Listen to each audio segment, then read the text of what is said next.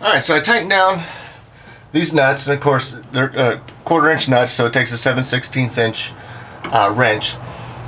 And again, the reason these are so long is to mount the fuse panel. I'll bring this over, I'll show you. Here's one little mounting tab. See it? It's right there. And then there's another one right there.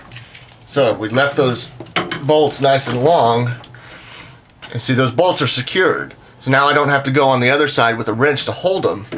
I could just put my fuse panel into place, slide it on, and then take those other 2 nuts that I bought and just thread them on there like that. And now removing the fuse panel is just a one-man job. And it's nicely secured to the firewall of the truck. So that little portion is finished, and the reason you'll kind of, if you can see right there, the little hole that's for the wires to go through into the driver's compartment. You'll see that these, like I mentioned before, these are the two bundles right here that need to be fed through that hole. And they're kind of, you can see where this one's kind of wire tied around that. I'm going to try and leave that wire tie in place. But that's why I drilled that hole there, because it's right level with this bundle.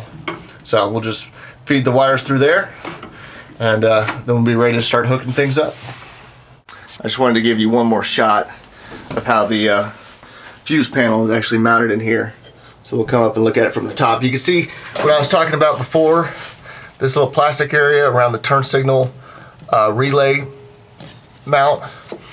If it's 1 inch over, it's contacting this little catch right here on the parking brake assembly.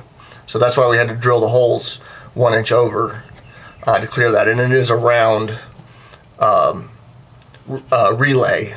So, you know, you could trim this off, but you still got a big round relay in there that's going to be catching on that. So you don't want that, you know, pop this thing to pop your little relay out, and then you don't have turn signals. So that's why we drilled it 1 inch over. So gonna come out here and we'll just get different angles on it, kind of looking through the pedals. Probably not a good shot, but that's it. That's how we get it mounted. And so now we just got to run wires.